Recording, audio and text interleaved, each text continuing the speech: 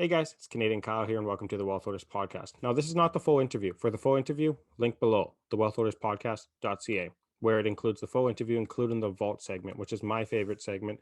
It's mentorship-like questions, and I gain a ton of value from them. So go to the link. If you want to stick around YouTube, that's fine. Just make sure to like, subscribe, and share to get it out into the YouTube universe. Thanks. Enjoy.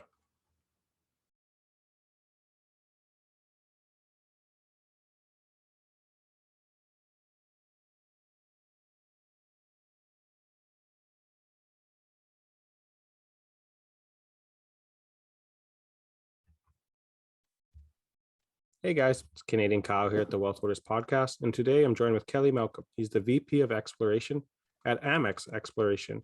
The ticker symbol is AMX on the TSXV and AMXEF on the OTCQX. They also trade on the FRA under MXO. Kelly, thank you for joining me on the Wealth Holders Podcast today. Thanks so much. It's a pleasure. Really appreciate your time and yeah, thanks for having me on. So Amex Exploration, as in the name, it's an exploration company, and we'll get into all the details throughout this podcast. But I always start off the same way. And I ask any new guest on the show what they were doing when they were my age. I'm 25 years old. So what were you doing from 20 to 25? Reinventing myself. So I went to school originally, sort of floundered around, ended up doing economics as an initial degree. Didn't really do much with it career-wise. Had a little bit of money saved up. A friend of mine is a broker, and he gave me terrible advice to put some of the money into some junior mining stocks. One of them really took off in a big way. That was Trelawney Mining and Exploration.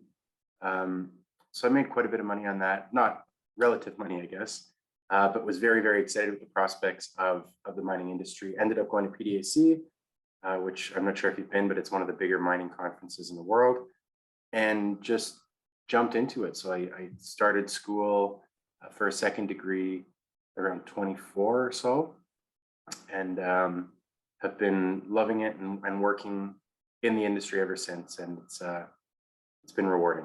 A degree in geology. I did, yeah. So I did economics first, then geology, and then started a master's, and then just got too enthralled with the with the junior world and exploration and discovery that it's still sort of on hold at the moment. Right on. And you were part of a big discovery in your past, right? Can you share about your field experience and any exploration experience you have? Yeah, so that discovery was the subject of my master's degree. It was really neat because my first ever summer job was actually soil sampling at Detour Gold, which has now been bought out by Kirkland Lake.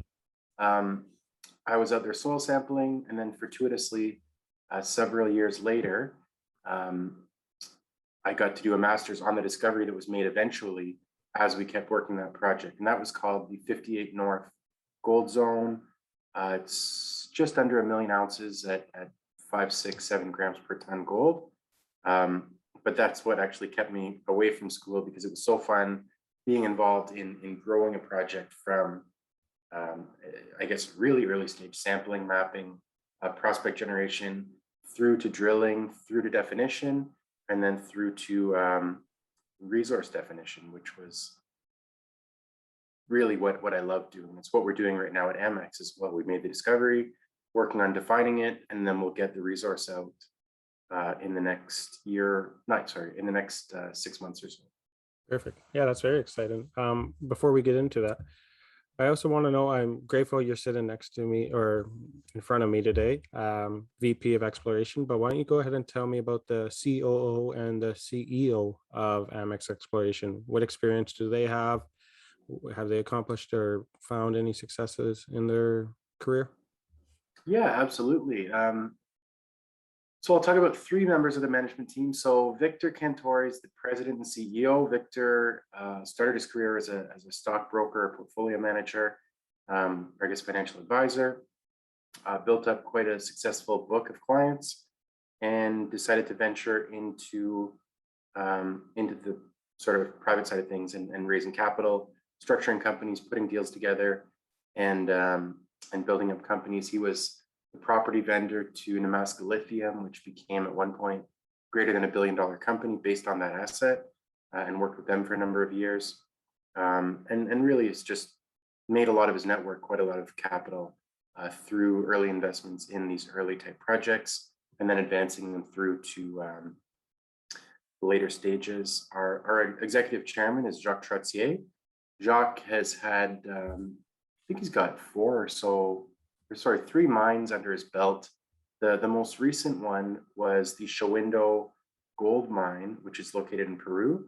He started a company called Amex Exploration around 2000 or so, built that up from an artisanal small Peruvian operation, identified the potential for a big deposit.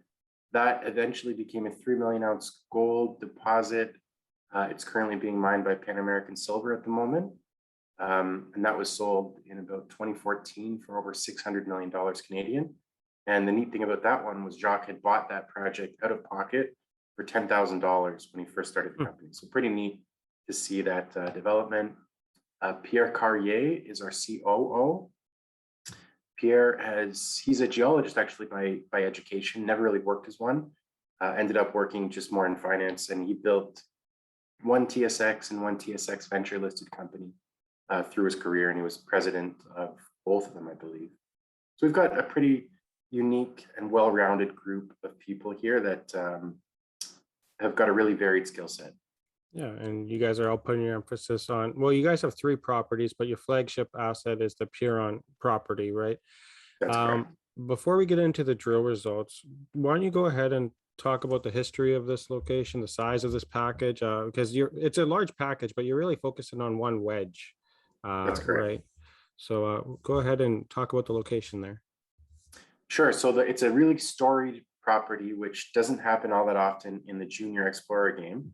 So AMX, or its predecessor, which was called Coleraine Resources, they did a name change in the consolidation in the mid 2000s, picked this project up in 1996 on the backs of Falcon Bridge, doing some work looking for base metal or VMS deposits, finding a little bit of gold in 1 or 2 holes.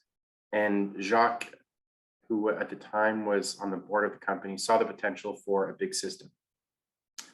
Picked it up as an option agreement with Falcon Bridge way back when in the late 90s. And then the company sort of changed direction, was looking in Mexico, but essentially always held this property in-house. In 2013, the company raised a bit of flow through, so decided to do some more work on Perron. Went and drilled a few holes. One of them was really exciting. Came back around sort of 20 meters of better than 5 grams of gold equivalent. But the neat thing about that was it was sort of a VMS polymetallic, zinc rich, a little bit of copper, a little bit of silver, that looked really similar to Agnico Eagle's La Ronde mine, which is to the east of us, or sorry, southeast of us by, it's about a 2.5 hour drive away. So Agnico came up, saw the project, decided to enter into a joint venture agreement. They entered into agreement that would allow them to earn 51% of the project by spending $4 million over 4 years. They spent a little over $3 million, and this was at the time that they were developing their Meliadine project and their Amaruq zone in Nunavut. So that was their major focus. They decided to abandon the project in the summer of 2017. We got it back then, and then we basically took all of the data from Agnico, all the data from AMX's previous work, all the data from Falcon Bridges and previous exploration companies' work. And we did a big compilation exercise to put all the geophysics, all of the drilling, all of the geochemistry, all into one comprehensive 3D model. And we came up with 17 drill targets, both testing for VMS potential and for gold potential. Our third hole, which we call PE 1703, was the discovery hole of the Eastern Gold Zone. So that's the high grade zone and Denise. And then really since then, that's when our company's really taken off, and you can see that reflected in the stock price, which has gone up relatively steadily ever since that discovery occurred. Yeah. So sorry for the storied history, but no, I it's a appreciate detailed it. one. That's why I asked it. No, I appreciate it. And you're coming on because there's a new drill hole, PE 2176, right? So why don't you go ahead and talk about that drill hole and its significance? Where did you find it to? Sure. So that one is different for AMX, at least in the past few years, because we've been very, very, very much gold focused. We always have thought, and previous operators classically have looked for VMS mineralization. We'd always thought there was potential for it, but after we made the discovery of the Eastern Gold Zone, we raised money on the backs of gold. Our audience and our investors knew us as a pure gold exploration company. We decided to focus exclusively on that. That said, we made our discovery several years ago now, so we felt mature enough that we could go and look again for some of this base metal mineralization. There's a past producing mine to the east of us, about 10 kilometers, that produced base metal mineralization for over 50 years. So there's substantial deposits in the area. So we embarked on about a 5,000 meter campaign looking solely for these VMS deposits, and we ended up drilling a really nice copper rich zone, about 8 meters of around 3% copper equivalent, which, as I'm sure you're well aware, copper is quite a hot commodity. And funnily enough, we put that news out like the Sunday actually before we released that news. There was that huge blip in the crash in the gold price. On the Sunday, it dropped about 50 or 60 bucks overnight. So fortuitously, we had planned to put that out on Monday morning. So it was, I think we were one of the only juniors that actually didn't bleed red that day. So it was really neat to see. But in that release, we announced and showed visuals of a very similar drill hole, our first follow-up hole to that discovery. So we're excited to get the results back from that. Looks very similar visually, basically the same width, 8 meters, with very similar chalcopyrite or copper content. Currently drilling our third follow-up hole into that zone right now. But the neat thing about that one is it occurs, so you mentioned we're focused on the wedge, which definitely is very gold rich. Just to the north of that wedge is what we call the Normatile mine horizon. And on our most recent press release, we marked it out in blue. But that horizon hosts the past producing Normatile mine. It hosts another VMS system that a neighboring company called Star Peak is working on delineating right now. And it now hosts our new VMS discovery. So the neat thing about that is we've got another 4 or so kilometers of that horizon on the project that has seen very little drilling. So certainly that warrants some additional exploration, looking for more zones of a similar nature on the project. For sure. Thank you. Before we get into a little more, why don't we go ahead and explain for the non-geologists out there in simple terms, what is a VMS deposit and how is it created in nature? What kind of deposits are hosted in a VMS deposit? So they are really cool because most deposits, whether you're looking at gold, diamonds, different styles of base metals, are formed and were only formed in ancient environments. So VMS is called volcanogenic massive sulfide mineralization. Volcanogenic meaning volcano driven. So the neat thing about them is we can actually see them being formed underwater today. There's been a few companies that have tried to exploit these. They haven't really worked all that well, but maybe someone will do it. But basically what happens is on the seafloor or potentially on land, you have what's called a black smoker or a white smoker, which is sort of the vent of a volcano. And it's releasing gases, releasing liquid, releasing bubbles. And within that material, oftentimes are metals. They can be gold, silver, copper, lead, zinc. Those are kind of the common 5. And what happens with what they call a subaqueous or an underwater one, they get shot out into, we use the ocean for an example, then they settle down these metals trickle down and end up sitting in a basin or a depression or a topographic low, and they get trapped there, and then eventually they get buried, they get compressed, they can be rotated, stretched, twisted around. But really a VMS lens is basically just the capturing of this metal that trickled out of seawater that came from a volcanic vent. And sometimes what happens is, and that looks like it might be the case of our system, is those vents themselves become very mineralized. And that's typically where the copper and gold component is. Whereas farther away or distal to the system, where the metal might have gone a little bit further, that's where you're going to get your lead, zinc, dominant mineralization. So they're really neat deposits. And like I said, it's really cool that you can actually go on YouTube and watch, you can watch an underwater camera spitting this metal out, and you can see like all these metals forming around it. It's really, really interesting. Right. Thank you. That was a beautiful explanation. Very well. So tell me about Normatile and their VMS deposit in the past. What was their main deposits they found there, and what were they mining? So that was dominantly, again, very similar grades, dominantly a copper mine with less zinc, about 1.5 ounces of silver, and a little under 0.5 gram per ton of gold. But dominantly the payable metal was copper. The neat thing about that mine is it was a cigar shape. So basically started at surface, went down really deep, 2.4 kilometers, which for the Canadian or Torontonian listeners is 5 CN towers deep underground.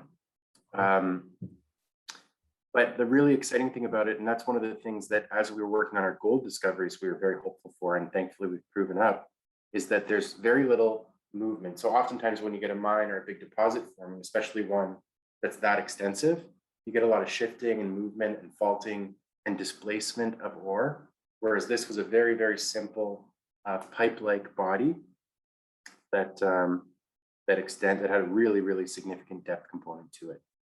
So that's obviously what we're hoping for on this new discovery. But we have shown on the high grade zone that deposits on our project go very deep. We've drilled that down to over 1.3 kilometers vertically. So that's basically half of the past producer at the moment.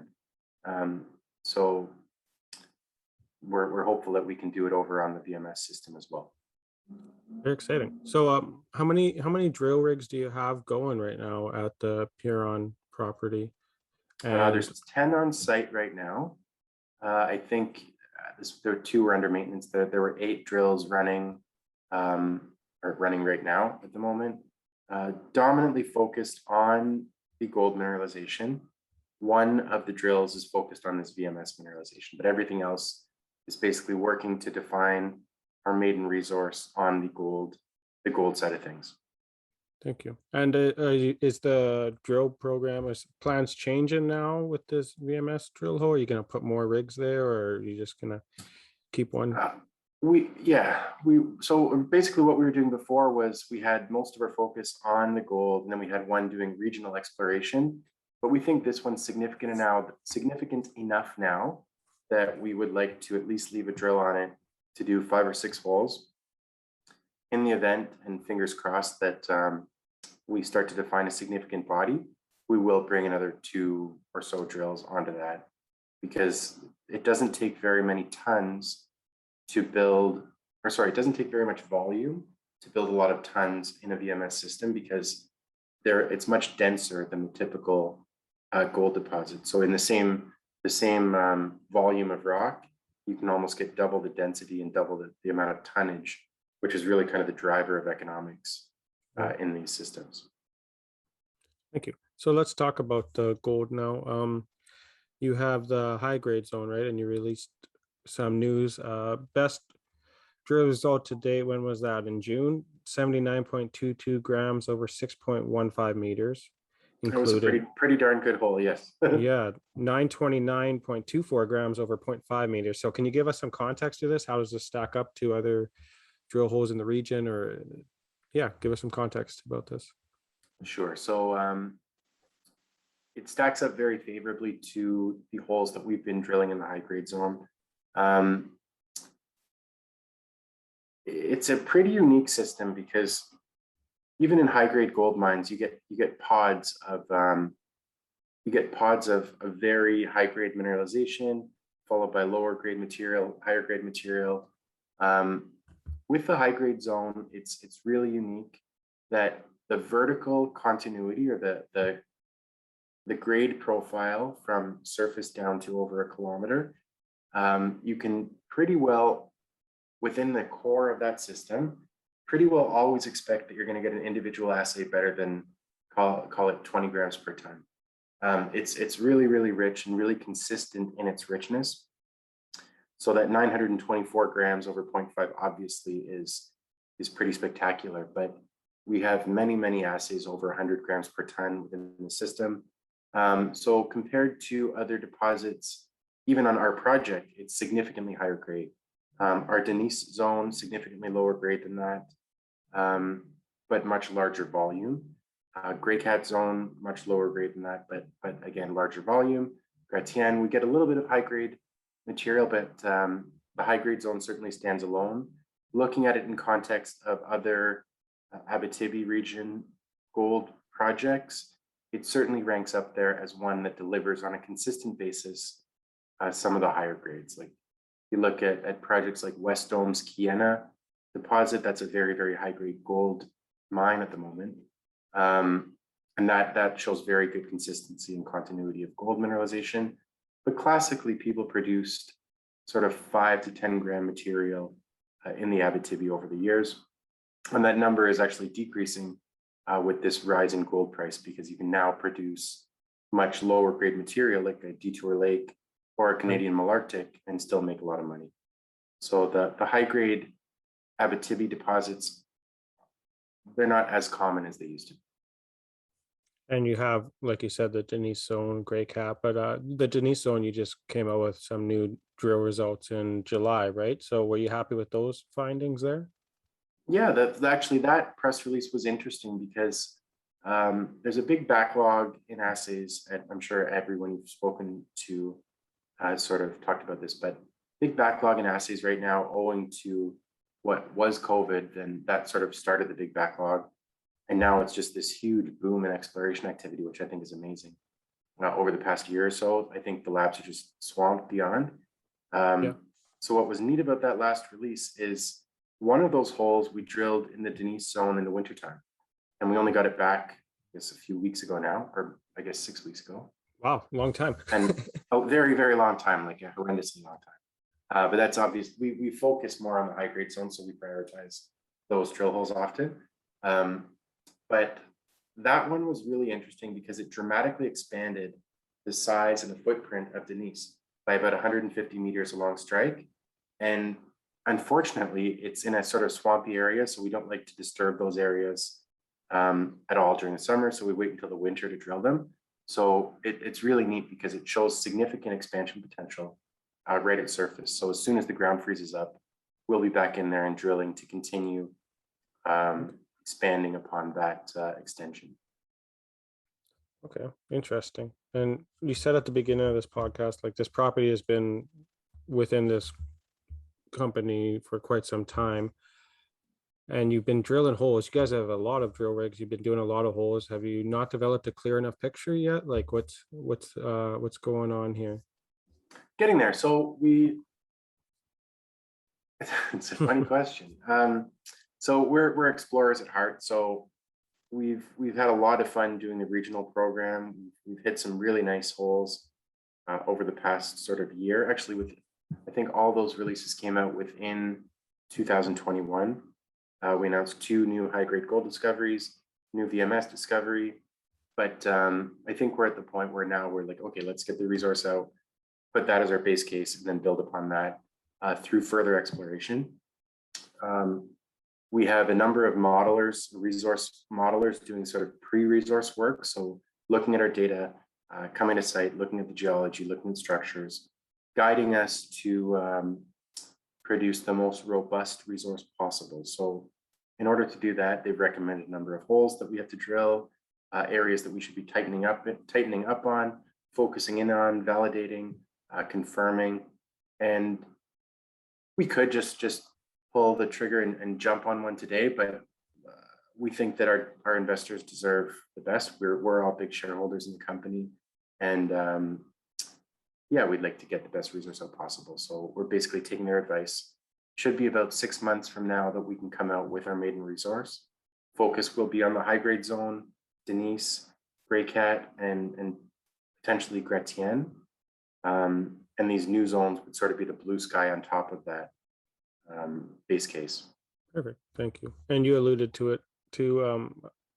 When you're looking at a public company, you have to look at the shareholders. So why don't you go ahead and talk about the share structure and the shareholders of this company?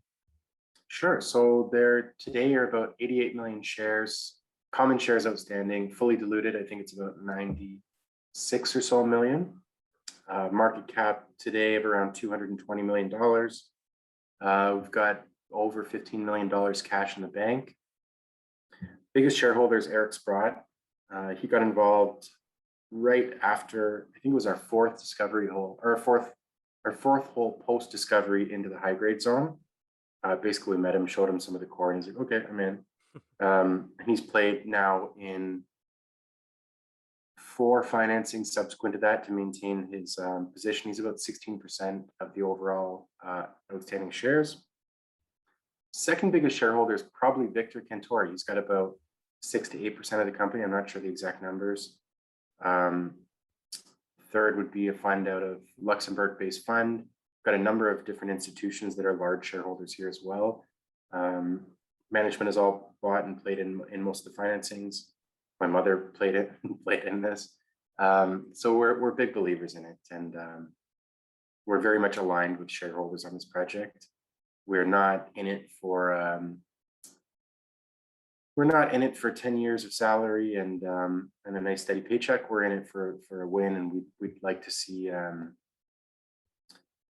fast progression, be it us building it ourselves in a rapid manner, or a transaction that benefits shareholders as well. Okay, thanks. I was going to ask that. Where do you see this company going? Is it going to be a buyout target? Is it going to be something you guys want to bring into production? But both. So basically, we have the financing capability as a group and as a company. We've got a really great network, so we certainly could finance it into production. It's in a great neighborhood. There's a lot of producers around us. There's certainly been interest from different groups that have looked at it. But basically, we'll continue advancing. If that means we bring it into production ourselves, that's fine. That's exciting. That's fun. We'd probably add some more engineering and resource geology expertise to the exec team. But yeah, we're happy to advance it as we go. And if an attractive transaction comes along, we'll certainly present that to shareholders and have everyone vote on it. okay, thank you. And you said you have 15 mil in the bank. How's the drill economics there? How far does 15 mil get you with 10 drill rigs going?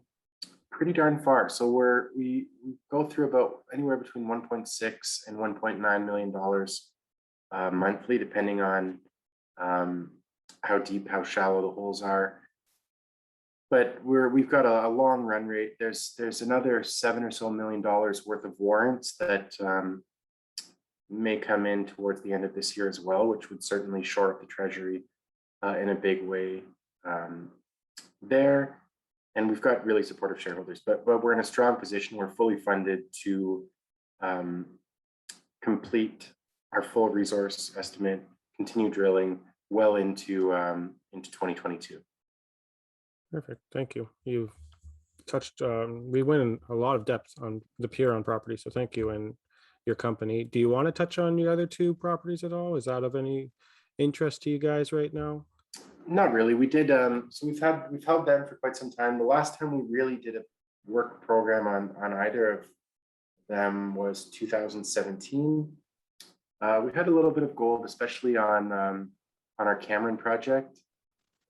We did some geophysical work, left a lot of targets untested, but really Perron has been our flagship. We did a small amount of work this summer, actually, just to keep everything in good standing, but we had some really good prospectors in the field, so you never know, that can always result in some joy. So not too much to report on those at the moment, but they're interesting, the perspective, they're in good standing, and we'll work them sort of as we see fit, but they're not a focus really at all at the moment.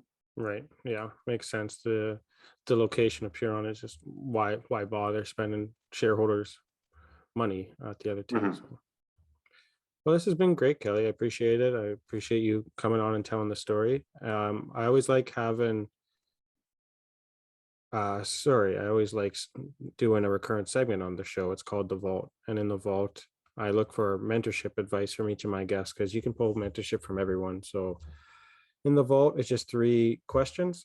They're not related to Amex Exploration. They will not be available on YouTube, but feel free to post them on your website. They'll be on my website, thewealthwarriorspodcast.ca, and they'll be available on Apple Podcasts and Spotify on the audio version. But let's get into The Vault. Cool, let's do it.